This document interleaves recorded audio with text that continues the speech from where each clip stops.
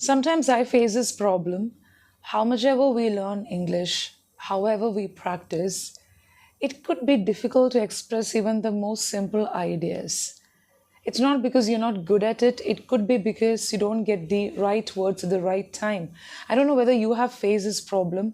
See, for example, something simple as altogether, altogether. The difference between distinguish, differentiate. Have you ever felt that way? You could be practicing.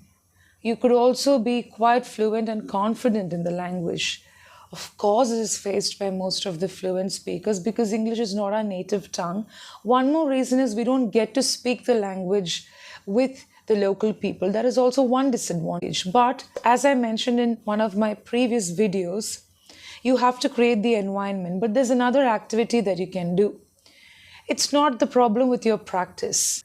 Stay with me for the next couple of minutes and get to know more about this activity because it's all connected to what you purchase. I purchased some of the items last month, so that's what I'm going to use today from my shopping cart. Something that I ordered, and two things I bought yesterday as part of Christmas celebration and all that. I've just chosen 5 out of these, the big list that we always prepare. The idea is to use something that's familiar. Have you noticed whenever you speak to somebody, you always convey simple things, and that is when we face this glitch, the problem with language. Have you noticed that? Every time you're not expected to give information. Every conversation need not be informative. It could just be expressing a request like, could you get me a glass of water, or just a glass of water, a bottle of water. But when words do not come to the mouth, it becomes annoying. Language is used just to express your need. It is not to give information all the time. Of course, information is another level. Ultimately, the main purpose is to communicate what's in your mind. Help, I need help. Or it can be, I just want to work on my language. Could you help me with this mind map? It could be something complicated. It could be something simple also, right? So I'm going to give this activity. You can do it with anything that's available in your room, in your house, or even around you. The thing is, we have to create the environment, and this really helps. Okay, shall we get started? So before you begin the activity, as I mentioned in one of the previous videos, this is actually effective. I'll show you. So I have these cards. You don't have to use these kind of cards. You can always use papers. I write the names of the items. And if you take a closer look, you can see some words written with pencil. So here also I can show you. So there is a word in the center and then you have some words around that word. So I'll tell you what it is, don't worry. But before that, take a look at the cards because then it'll be easier for you. It is not going to take much time, believe me, because I'm also quite busy with my schedule. I'm not trying to say that I'm the most busiest person, but I have a family. Of course, I have to look after so many things at home. I do take training sessions in the morning and in the evening. Just like you, my schedule is also busy. But this is something that you can do. It will not consume much time. So here, you write the word. Choose something that's available at home. So I have chosen some words like watch, waistcoat, lucky bamboo plant. Okay, so these are the words. Iron box also. You write the word in the center, and after that you write words that are connected to the center word. What is the meaning of that? So first, let's take something that's really easy. Watch. Watch. You know that watch is a noun and a verb. But here, it's an object. You have chosen something that's available at home, not something that you do. I watch television. Okay, I watch videos on YouTube. No, that's not the idea here. So it's more about watch as a noun. Okay, so you know what's a watch? Something that you wear on your hand and that helps you with the time. You have the alarm and the watch on your mobile phone also. But I'm going to speak. Like that, you have to make just 4 cards. Begin with 4 cards. Let me see how much I can cover here. Okay, I've written a lot of words. If you want me to create a second part to this, I can do that. So look at this card and start speaking. You begin the speech by looking at this. I'm going to speak about watch. So there is a dial on my watch. You can speak from a general perspective. So you have a lot of different types of dials on a watch. Some are round, some are square, some are in the shape of a hexagon. Like that, you can go on. Most of the watches will have three hands. So, what is a hand? This one. Sometimes some watches are digital, and I have a digital watch at home. I also have the analog dial. What is the meaning of analog? Where you get to see the time, it keeps moving, the hands keep moving, and something that is not digital. Okay, where the time is shown in the form of numerals, or you can sometimes see time is denoted by the lines on the dial. Okay, and then you can say a timepiece is different from a watch. Is something that has got a bigger it's a bigger version of a watch, which is kept at home on the table by your side. It can be from a general perspective or from a subjective, from a subjective point of view. And then you can say, when you have smart watches, of course it's a gadget, because most of the watches today are connected to Bluetooth. It's connected to your phone. If you get a call or a message on your phone, you can track it via the smartwatch, the gadgets. So what is the difference between a gadget and an electronic device? I'm sorry for my voice because I'm just recovering from my throat infection and everything. It's over. I'm much better, but this lingers. So the gadgets are more smart in the way, if you have a smartwatch, it's a gadget. If you have a smartphone, it's a gadget, or all the advanced things that help you with more apps.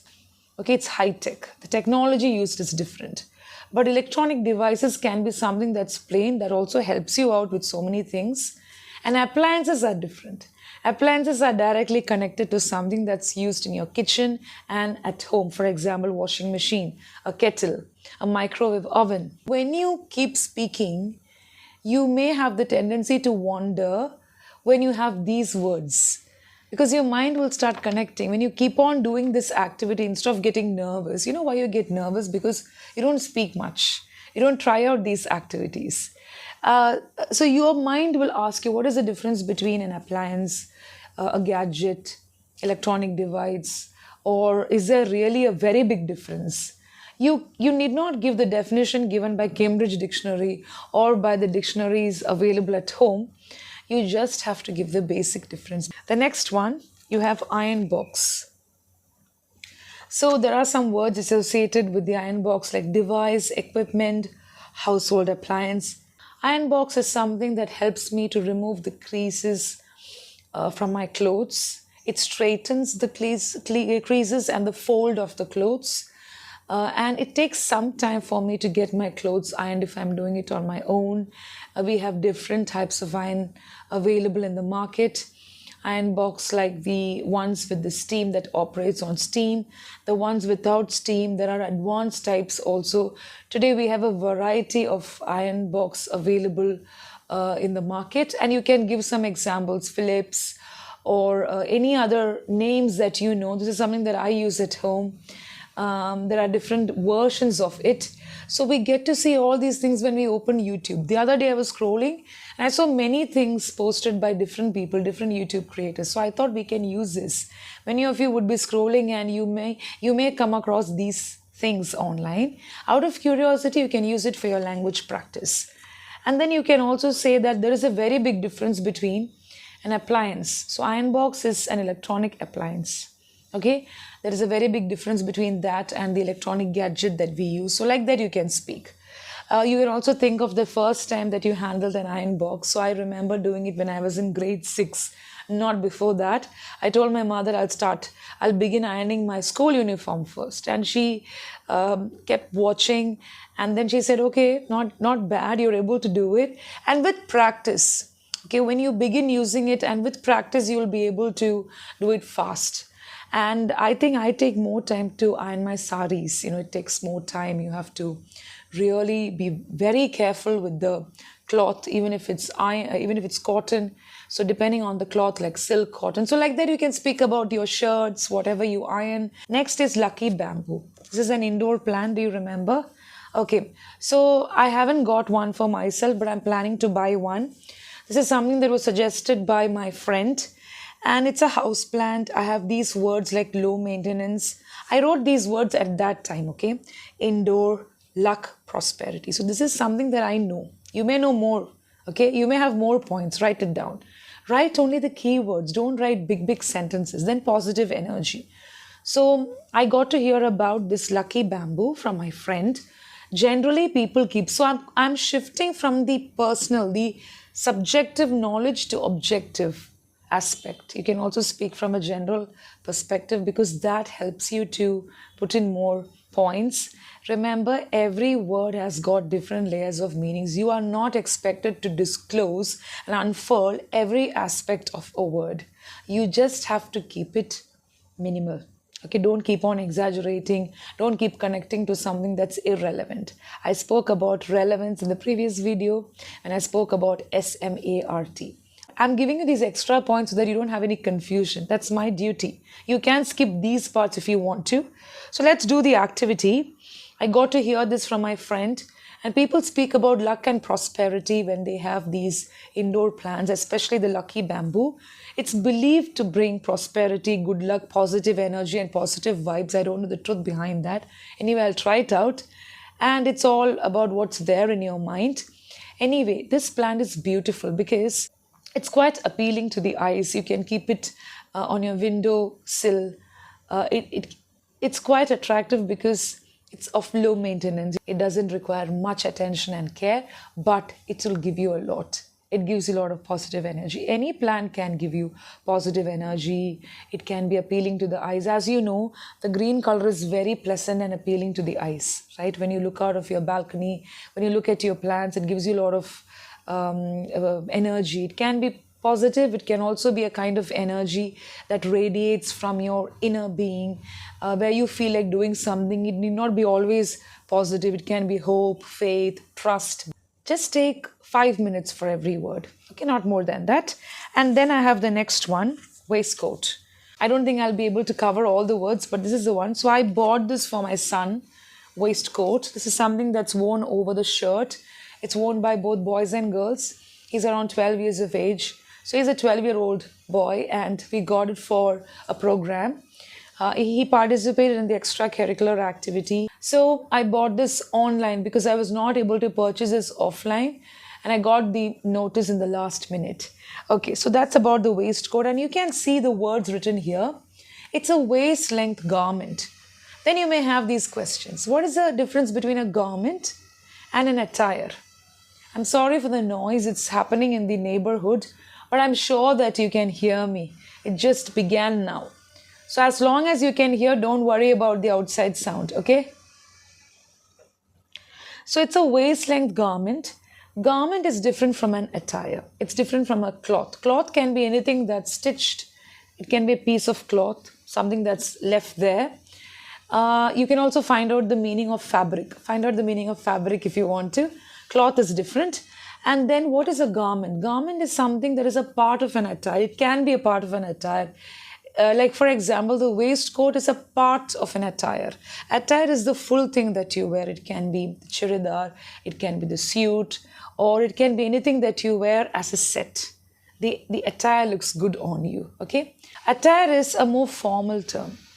One is meant for a semi-formal or formal setup occasion, but otherwise it can be an activity or an event. But there is a very big difference between a garment and a cloth, okay? So be careful with the usages. These are basic differences. You don't have to know the advanced things, but these are the basic things that you can keep in mind. The next one is earpods. I had this confusion, okay, when I began learning the English language, and especially when we had this AirPods in the market. AirPods is very similar to earpod that's created by other brands, but AirPods is connected to the Apple brand specifically. Sometimes it's interchangeable, but specifically it is connected to the Apple brand. So microphone, headset, headphone. People ask me what is the difference between microphone and headphone. Microphone is something that helps you speak. Like I have the mic, I have the microphone while I'm shooting this video. It's of different types and it operates in different ways, and there are specialized features for each one. Some of the other words are, I'll show you the other words that I've written. So when you speak about this, you can write all the words down. You can speak a lot about this because most of you use it. Try to do this activity, definitely it's going to help you. And some of the other examples are differences between some of the usages like altogether, despite, in spite of. Remember, these two are interchangeable. The only difference is with the sentence structure. You can also try out other words like accept and accept. You can also try out expect. Some people get confused. Maybe you don't get confused, but there are people who get confused. The difference between light and enlighten. So like that, pick out all the words that really confuses. And you may know the meaning of these words, but we may not get the right meaning when we try using it in sentences. I have faced this problem. That is why I thought of making this activity. It has been helping many people. I hope this helps you. Happy learning.